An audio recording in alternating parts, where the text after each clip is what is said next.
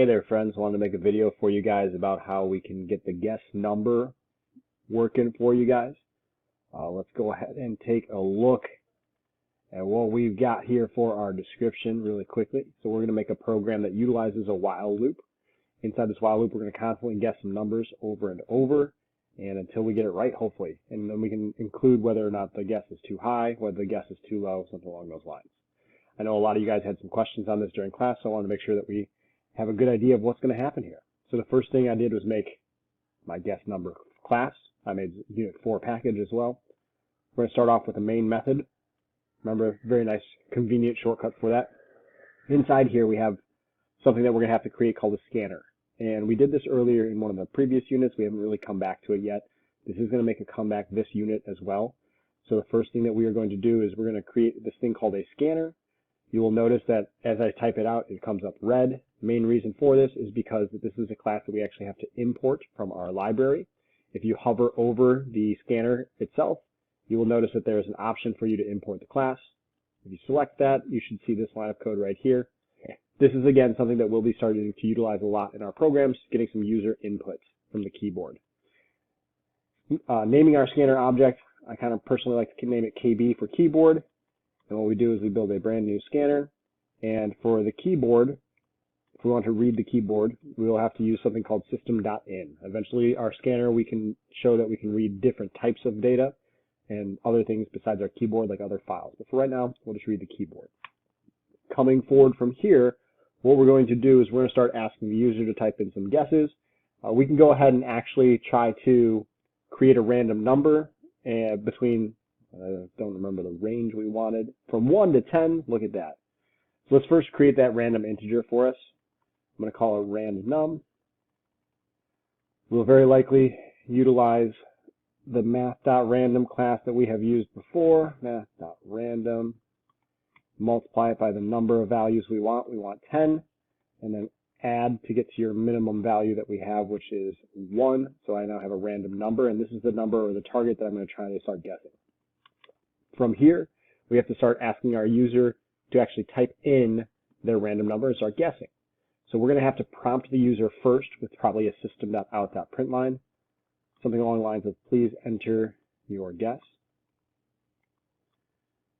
And what we will then do is utilize our keyboard, our scanner, to actually read what's coming in from the keyboard. To do that, we will go ahead and probably store what value that they have inside of here. So I'll go ahead and check out. I'll say, well, they're going to probably give me some sort of an integer.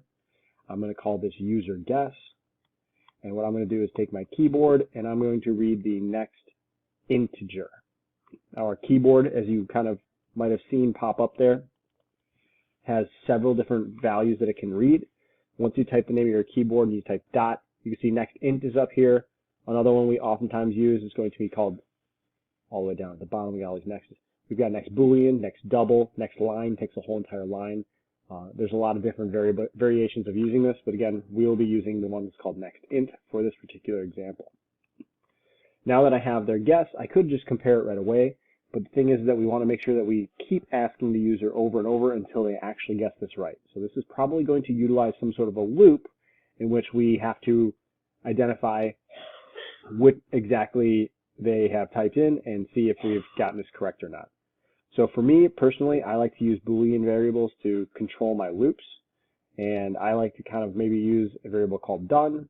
And the first thing we're going to do is probably set it to false because we are not finished with this game yet. And the idea here is that we can now utilize a while loop that says, you know what, as long as you are not done, we will go ahead and test this information out here. And so I will set up my loop for us really quickly. Remember, our while loop says as long as this condition is true, we will go ahead and continue. And this is the opposite of false. And the opposite of false is true. First thing I will do is I will come through and actually check and verify if they indeed did get this value right. So if I grab my user's guess, primitive data types can be compared using equals equals.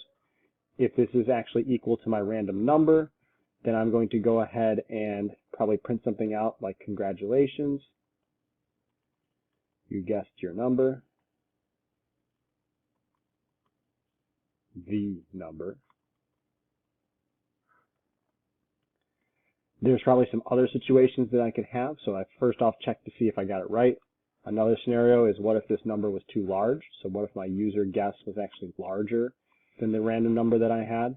I can go ahead and print out some sort of another message for them, in which I'll say your number was too high. Please try again.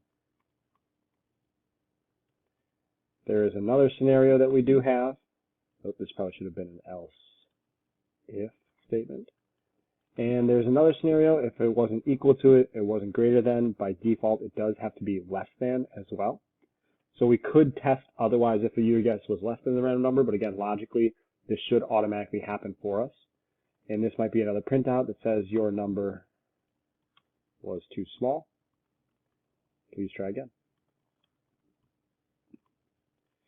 Now, as we run through this, you might notice that we have to actually start reading some more information from the user.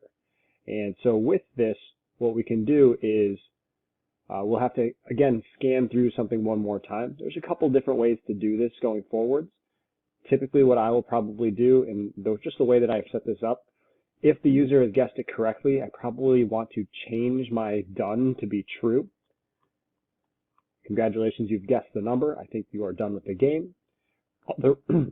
Excuse me. Otherwise, what we can do is run into some other situations. Now, with this, during these two situations, the user is going to have to guess again.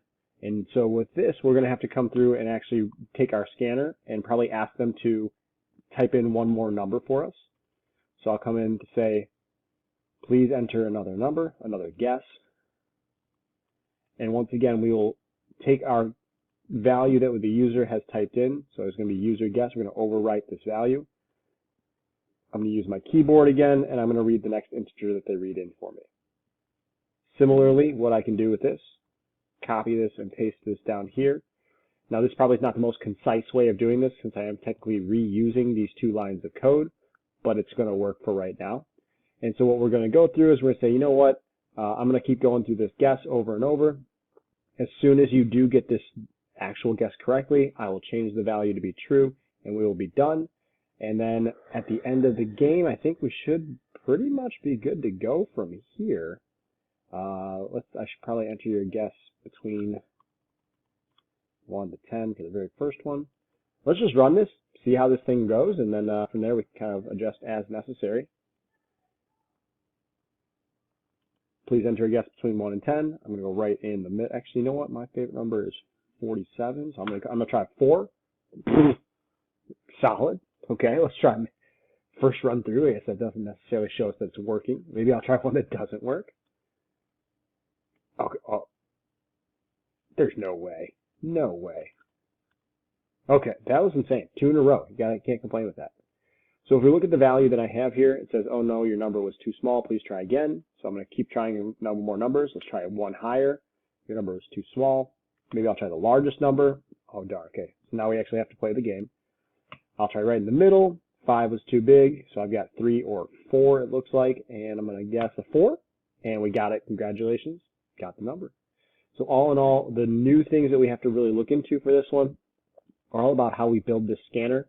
Again, this line of code will be very similar and exactly the same throughout all of our programs going forward for this unit, and it's just a matter of making sure that we understand how to read in these values. And then with the while loops themselves, again, as long as this condition does turn out to be true, our while loop is going to continue. And you will notice that the only time that it actually be false is when the value of done does become true, because the opposite of true will be false. And the only time that happens is if the user does actually guess the number going forwards. If you have any questions, guys, let me know. Email me. Otherwise, we should be good to go on our Guess the Number game.